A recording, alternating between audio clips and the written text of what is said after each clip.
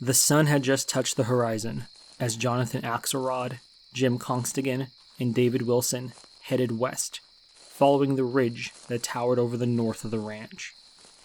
All three were in jubilant spirits, telling jokes and sharing war stories.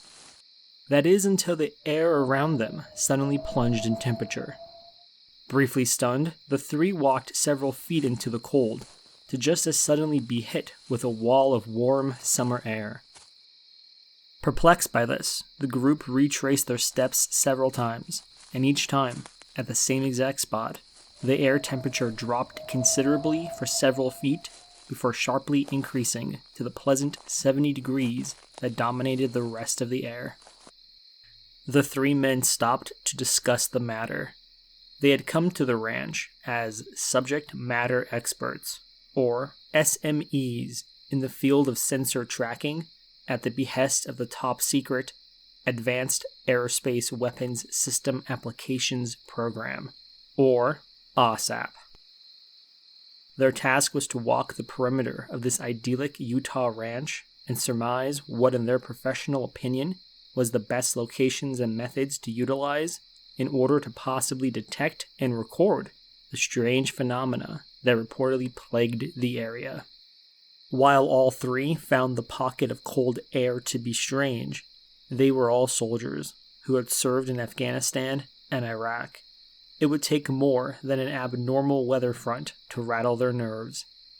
As such, the three men quickly decided to continue on with their evening patrol, since they were equipped with only a single Generation 3 ITT night vision scope, and were on a survey mission first and foremost.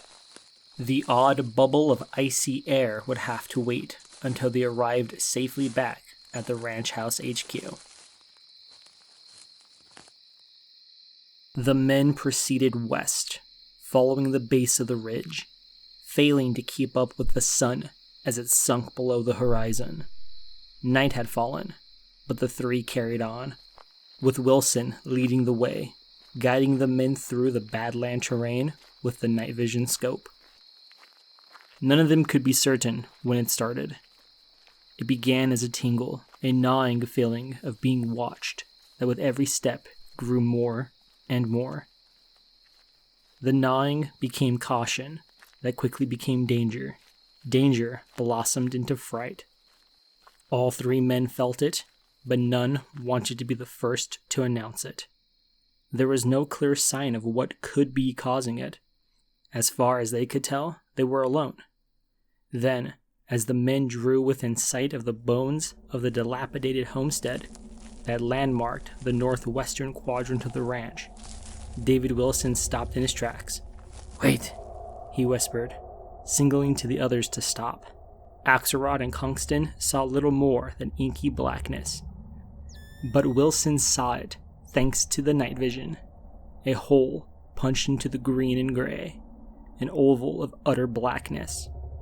After a brief second, their sense of fright quickly became mortal terror, an uncontrollable fear for their lives. A silent conversation passed between them. Slowly, one by one, each began to retrace their steps, their hands shaking uncontrollably, taking every ounce of control they had to not bolt off screaming into the night.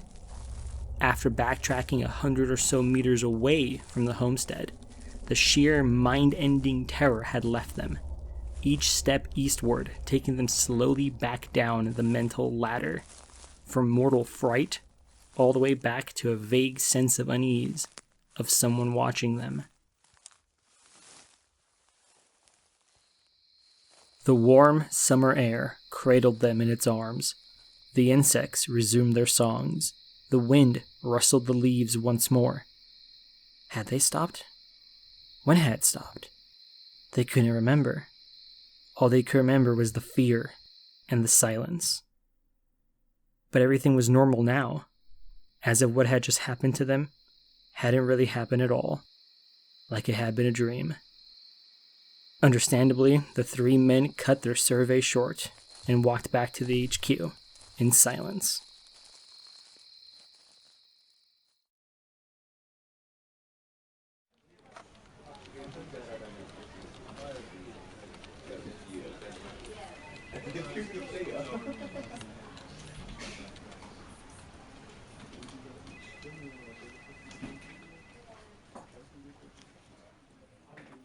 Colm Kelleher sat in his office, flipping through reports.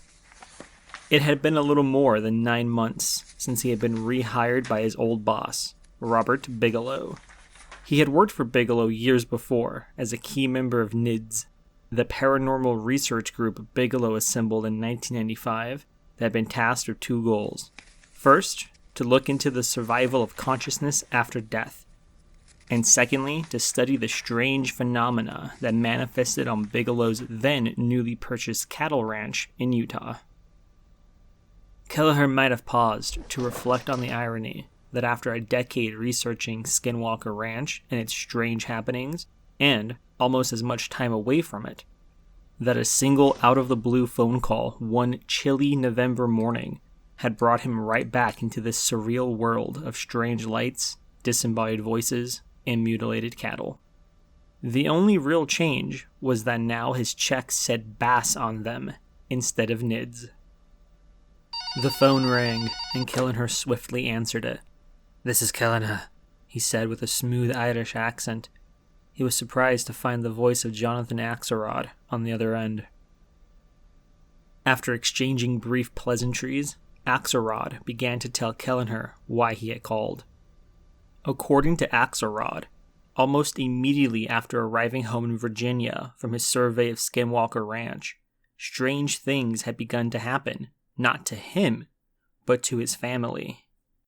The highlight of which was on the night after arriving home, at roughly 2 a.m., his wife Ruth awoke to see a humanoid shadow shape walking calmly towards her side of the bed. She quickly turned on the light, but found no one. Shortly after, she heard the sound of someone rushing madly down the stairs. At first, the husband and wife thought it was one of their teenage children, but after finding them both sleeping soundly in their own beds, the couple quickly discarded this idea. Maybe it was just a bad dream. The two returned to bed. While strange and oddly similar to some of the phenomena that is reported on the ranch, Axelrod's story was sadly not uncommon. Many of the NIDS researchers and visitors to the ranch over the years often brought something home with them, a phenomena that both the NIDS and AAWSAP-BAASS teams called the hitchhiker. It would torment people for a time, but usually burned itself out rather quickly. Kelleher told Axelrod to stay calm and to call him back should the strangeness in his house increase in intensity. A month later, the phone rang again. Kelleher picked it up, and again, it was Axelrod. The paranormal events in his home had increased, not only in their frequency, but also in their strangeness. What deeply disturbed Axelrod was even though he was gone on a new assignment overseas, the strange happenings were still plaguing his family back in Virginia. One night, his teenage son Paul had awoken to find several small blue orbs zipping across his room. The way they moved made him think they were under intelligent control. They'd fly in formation, pause to examine items around his room, the TV, the ceiling fan, even himself. Understandably, he screamed, but just as Ruth ran into the room, in unison, the blue orbs blinked out of existence. Unfortunately, the orbs were not the end, but rather the heralds of the even more terrifying events still to come. Ruth soon began seeing shadow-like figures throughout her home. At night, she would lie in bed and listen to the loud, violent noises that erupted from the kitchen, the mad feet rushing up and down the stairs. But whenever she investigated, she would find nothing out of place, and the boys sound asleep in their own beds. The next escalation came when Axelrod was yet again out of town for work. It was night, and Ruth was downstairs turning off the kitchen lights and the TV. She made sure the doors were locked, and had just gotten to the base of the stairs when movement out in the courtyard caught her eye. She walked over to the window and peered out, expecting to see a stray cat or perhaps a dog. But instead, she found an impossible sight. At the perimeter of her yard, relaxing upright against a tree, was a Wolfman. According to her testimony, the creature was more wolf than man, yet stood on 2 legs. Even more unnerving was its hateful eyes that stared into hers. Ruth was frozen with a mix of disbelief and terror. After several long moments, the wolf creature broke its eye contact, pushed off the tree with one of its arms, turned, and sauntered calmly into the tree line, walking like a man. All Ruth could do was watch paralyzed for several minutes until the creature was out of sight. This event had shaken Ruth so badly that she started to question her own sanity, thinking that all the strange things that only she saw and heard meant she was losing her mind. She decided not to tell her kids or husband about the wolf creature. They'd just think she was crazy. Then, 3 days later, while Jonathan was still gone on assignment, Ruth stepped out of the house to run some errands. Leaving her 2 teenage boys, Paul and Michael, alone on this bright Sunday morning to bum around the house and, presumably, play video games. Sometime after she left, her son Paul noticed movement in the backyard. He stood up to look. He screamed. Startled by this, Michael jumped up too. There was indeed something in the backyard. It stood perfectly on 2 feet, its body cloaked in black fur, its baleful eyes staring at the boys. Both Michael and Paul would later describe what they saw as a 7-foot-tall wolf that walked on 2 legs. After it observed the boys for a time, the creature spun on its heel quickly and ran off into the tree line, without making a sound. Needless to say, Ruth was more than concerned when she returned home to hear the news that her children had also had an encounter with a bipedal wolf, and described it exactly as the one she saw nights before. Once Axelrod had returned home, she told him about her and the boys' experiences with the Wolfman, the orbs, the shadow people, the phantom feet marching down the stairs. Jonathan, out of concern for his family, searched the backyard and the tree line. He found no wolf prints or clumps of hair, and certainly no Wolfman, but he did find something, gouged deeply into most of the trees, 8 feet off the ground, were vicious claw marks.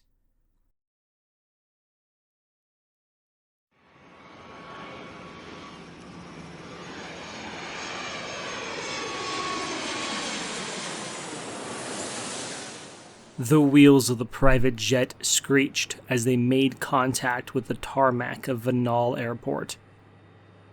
On board, Julia Witt sat in quiet anticipation.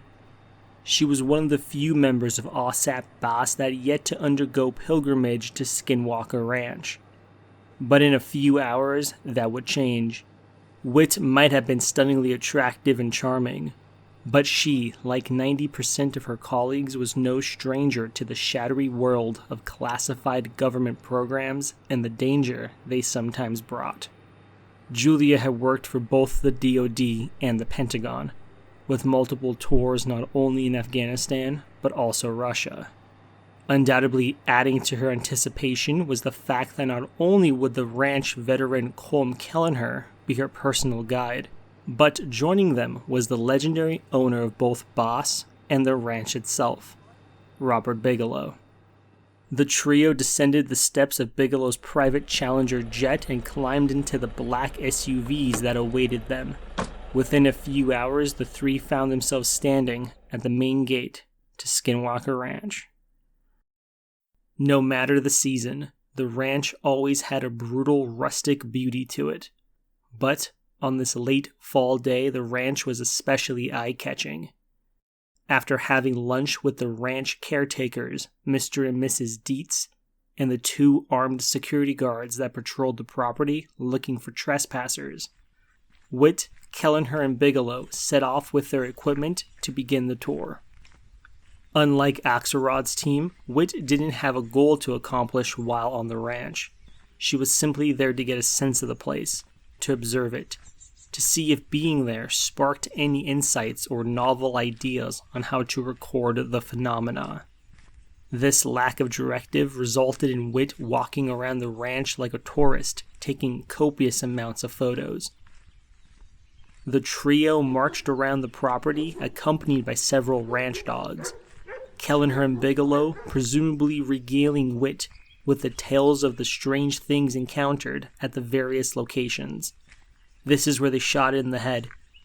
This is where it disappeared. See that hill? That's where the black triangle landed.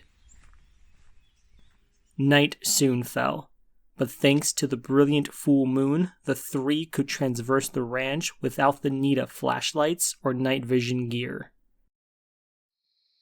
At around 10 p.m., the three found themselves sitting in the field just south of Homestead 2. The same homestead where a few months prior, Axelrod's team had encountered the emotion-altering portal. They sat with the lights off, back to back, facing away from each other, gazing into the tree line, waiting. Kelleher and Bigelow both knew that oftentimes bringing someone new onto the property stimulated phenomena, especially after periods of relative calm, as if the ranch had gotten bored with its current playthings and wanted something new. Wit was bait. Whether she herself knew it at the time, we cannot say. Several minutes into their silent vigil, both Kelleher and Bigelow began to hear Wit's breathing becoming irregular. The darkness and the silence had begun to have an effect on her. She appeared jittery, unnerved, scared even. The opposite of the confident and composed professional she normally was. After about an hour of sitting in silence listening to Wit's breathing, Kelleher and Bigelow got up to explore the perimeter. Kelleher inspected Homestead 2, while Bigelow went further south, in order to recall the dogs that had wandered into the adjacent field. After all, the ranch had a long history of harming dogs.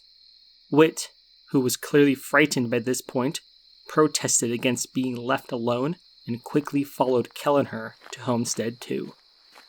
Just as Wit caught up to Kelleher, something strange happened. All the sounds stopped. The insects stopped. The sound of the wind ceased. Even the calls of Bigelow and the dogs faded into stark silence. Both were frozen, unable to move. That is, until something told Kelleher and Wit to turn around. That's when they saw it. It was roughly the size and shape of an adult pig. It came towards them, its feet stomping the ground but making no noise. As it neared, Kelleher could see that the creature had several spines protruding from its back like a dinosaur, and a flat beaver-like tail. Despite the movement of its feet, both Kelleher and Wit would later describe it as gliding past them and around the southwest corner of the homestead. After the creature disappeared from sight, Kelleher and Wit were once again able to move of their own accord, and quickly darted after the beast. Kelleher and Wit frantically searched the homestead and the surrounding area, but found nothing, not even tracks. After about 10 minutes, Bigelow rejoined them. The two quickly filled Bigelow in on the strange creature that had out of nowhere appeared in the field between them and the camping chairs.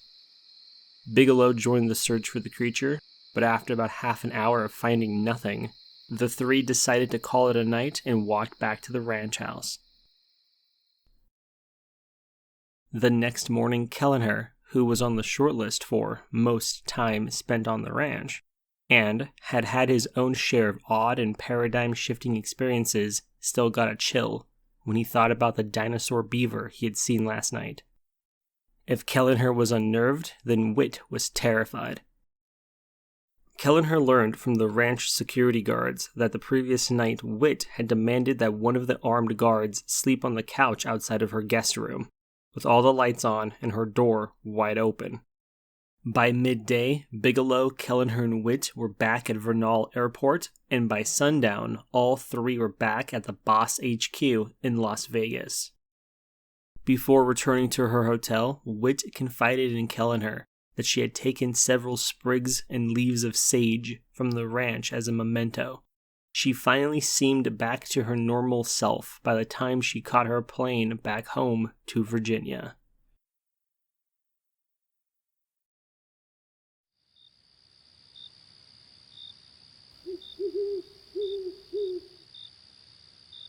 It was almost a month after Julia Witt's visit to the ranch when Kelleher first received word of the nightmare that had begun in her home. It had started with Whit being awakened out of a dead sleep at 2 a.m. by the screams of her roommate, who claimed to have awoken in the middle of the night to find someone standing over him. They searched the house, but found no one. They were the only two who lived in their posh Virginia townhouse. The roommate was so distraught that it took him several hours to calm down. Whit also reported that same night she had heard loud banging from the downstairs kitchen and the sound of feet marching up and down the stairs. A week later, Whit informed Kelleher that while backing her car out of the garage one night, an oversized owl dive-bombed her car several times, throwing itself repeatedly at her windshield and leaving deep gouges in the paint job. A month later, Kelleher received a call from Jonathan Axelrod. He was calling to alert Kelleher to a violent escalation in Whit's home. One night, Whit and her roommate were watching TV when 2 wine bottles suddenly threw themselves off of the rack and smashed into the opposite wall. Whit's roommate had apparently had enough of these paranormal incidents and had moved out. Over the 2 years AAWSAP-BAASS was active, Whit would report that the frequency and intensity of these events had decreased substantially, though not entirely. It was still common for her to awake in the middle of the night to find her bed surrounded by shadow people, or to catch a glimpse of a small colored orb flying down the hallway.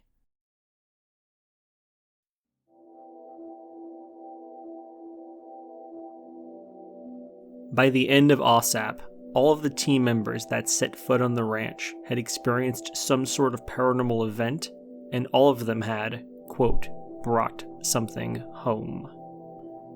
Jonathan Axelrod's family was tormented by shadow people, multicolored orbs, and a wolf creature.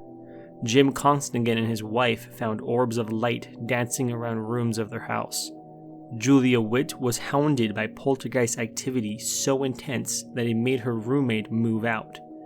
But as mentioned previously, none of this was new information to Colm Kelleher, who had studied the ranch before under the NIDS team.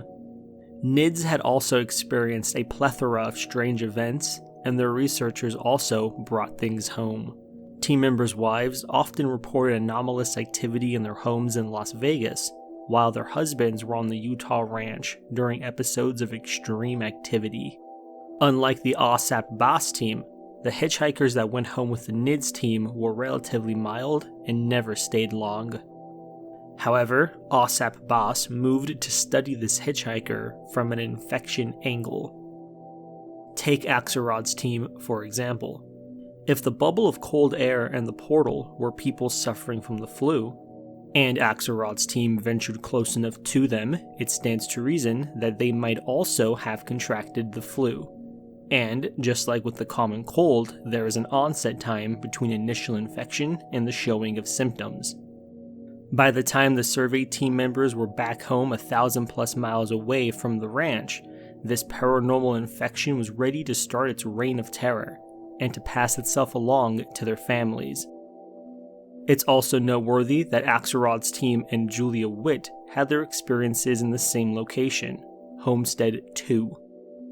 And also that Whit's hitchhiker lasted far longer than Axelrod's, which might have been caused by her taking of mementos. Backing up this infection theory is the reported fact that the Axelrod boys' schoolmates had also started to see a strange wolfman at night, along with orbs inside their rooms. But what exactly were Jonathan Axelrod and Julia Whit transmitting when they arrived home? It couldn't possibly be a viral or bacterial infection, passed on through touches or sneezes. The currently declassified files on AAWSAP are vague when it comes to possible answers, so what follows is largely my own personal theories. Perhaps knowledge of the events that happened to the AAWSAP-BAASS team is enough to trigger infection. A similar concept can be found in the works of H.P. Lovecraft, where knowledge of the arcane and paranormal can drive one mad, by opening their eyes to more of the strangeness that surrounds us every day but remains invisible. The issue with this theory is threefold. Firstly, at the time, AAWSAP was a top-secret government project. All of its team members sent to the ranch were veteran military analysts used to keeping their mouths shut. But even if they had been sufficiently traumatized on the ranch to break their oaths of silence, it still does not explain why their families reported different phenomenon from the ones they encountered. And this brings me to my second point. Axelrod's survey team saw a portal and felt cold spots. Julia Witt saw a dinosaur beaver creature, and if we assume they did indeed confide in others what happened to them on the ranch, then Axelrod's family should have felt cold spots and seen portals in the backyard. Witt's roommate should have awoken to find a dinosaur beaver standing over him, not shadow people. Yet both households reported the exact same or similar enough phenomena. Orbs, loud banging, and phantom feet marching up and down the stairs at night. Shadow people watching them while they slept. Witt did not see a giant wolfman, but she did see an oversized owl. Witt and Axelrod's teams were also both seemingly infected in the same location, Homestead 2. Interestingly, the one similar symptom both parties reported was the manipulations of their emotions. That could be a symptom of initial infection. And lastly, if knowledge of events were enough to quote-unquote infect someone, then anyone who has heard the tales from the ranch, read the books about it, or even watched this video, should also start experiencing strange phenomena. And since that is not the case, we have to assume that the infection vector is personal, and it has to be spread from close contact with a person who was already infected, and not through mere knowledge of events second or third hand. Both the NIDS and AAWSAP teams attempted to categorize and survey the phenomenon that inhabited the ranch. Both programs ended in frustration. The type of phenomenon reported varied greatly. Some were one-off events, never replicated, while others were more constant, or shared similar elements between them. Everything from UFOs and cryptids, all the way to poltergeist hauntings, have been and still are reported. Authors like John Keel and Jacques Vallée have proposed that all paranormal phenomena aren't separate but rather the same. That whatever entity is at work morphs freely from UFO to Bigfoot, to ghosts and even angels, as if switching masks, tailoring itself to the individual or to best give the desired experience. This line of thinking might explain the assortment of oddities that the investigators have encountered on the ranch, but it also opens up even more disturbing avenues of inquiry, such as, if the entity morphs its shape to best suit its goals, then what are those goals? If it has goals, then it must be intelligent. If it is intelligent, that could help explain why the phenomenon is so hard to capture and record, since it knows what cameras are and how to actively avoid them. But how does the entity know which mask is best suited for each individual? The entity would have to be invisible, at least to humans, and possess the ability to carry out an almost omniscient level of spying on multiple targets simultaneously. These same questions largely stumped Keel and Vallée back in the 70s and 80s. They would go on to baffle NIDS in the 90s and AAWSAP in 2009. The questions point towards what I find to be a fascinating answer, or at least a part of an answer. Just as Keel and Vallée did, one who follows these questions soon finds themselves in the realm of the occult. See, what if Jonathan Axelrod didn't bring home some sort of biological or psychological agent, but rather one of a more spiritual nature? What if instead of Axelrod's body being compromised, it was instead his soul? The idea of an invisible entity that attaches itself to you, travels with you wherever you go, and torments you while at home by banging on the walls, marching up and down the stairs, scratching at the floorboards, whispering in your ear as you sleep, is not new, nor are the strange animal creatures that the infected often report. All of these things have major similarities in both occultism and religion. Anthropomorphic animals are often associated with shamanistic folklore and belief, and, in more modern belief systems, such as Christianity, the idea of an invisible, powerful, vaguely animal-like malevolent spirit isn't foreign. What if, for lack of a better word, Jonathan Axelrod and Julia Witt had brought home a demon? Whatever it is that lurks in its skies or peers between its trees, be it from this world, the next, or somewhere in between, it is safe to assume it has dwelled at Skinwalker Ranch long before the NIDS or AAWSAP teams started hunting for answers. The Ute Native Americans have stories of strange happenings in the area that go back centuries. Some they have even carved into stone. The family that owned the ranch prior to Bigelow were the Shermans.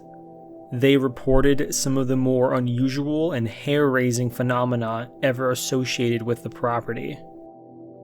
The ranch seems to have a particular fascination with women, especially mothers. Just as with Ruth Axelrod, Mrs. Sherman was singled out for abuse. The ranch had tormented Mrs. Sherman so sadistically she thought she was going through the opening stages of schizophrenia.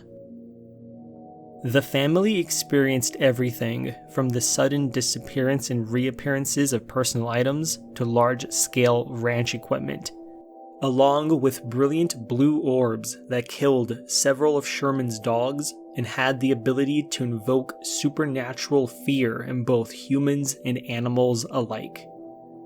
The Shermans found dozens of their prized cattle horribly mutilated.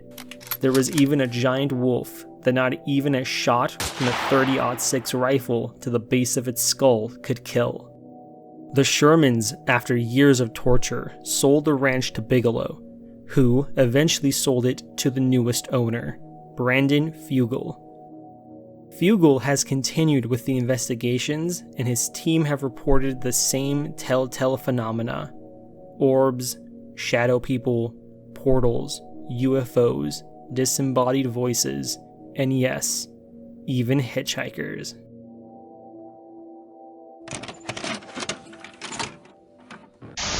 Can you explain is there the physics of the hitchhiker effect? I know people find that just too far out. You've experienced it yourself. Yeah, and we were always nervous about talking about the hitchhiker effect because we might stimulate it. We don't know what causes it. You've taken it home with you, haven't you?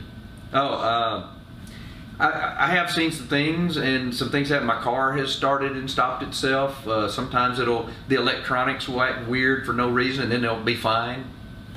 I guess the correlation would be what other people have reported. I mean, a lot of people who've been at the ranch have taken things home, pretty frightening things that, and it lasts for a long time. Yeah, I've talked with a lot of people who were there during the Bigelow era, and then people that have been out there now, and many people have strange things happen at home that can't be explained. They see things happen, things fail, they have actual things move in their house that they don't remember moving them.